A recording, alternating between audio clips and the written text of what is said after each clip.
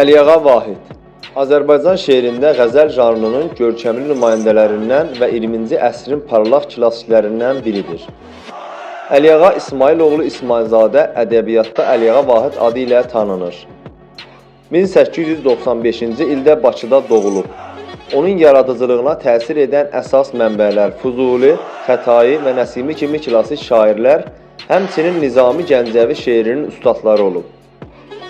Onun qəzəllərindən insan ruhunun istirabları, qəlbin həssaslığı, saf və ülvi sevgiyə inam, eyni zamanda dövrün ictimai-siyasi hadisələri, xalqın dərd və səadəti öz əksini tapıb. Vahid ömrünün son illərində Sovet dövrünün ictimai-siyasi və mədəni dəyişikliklərinə şahidlik edib. Bir çox çətinliklərə baxmayaraq şeirinə sadıq qalıb. 1965-ci ildə vəfat edən Əliağa Vahid Bakıda Fəxri Xiyabanında dəfn olunur.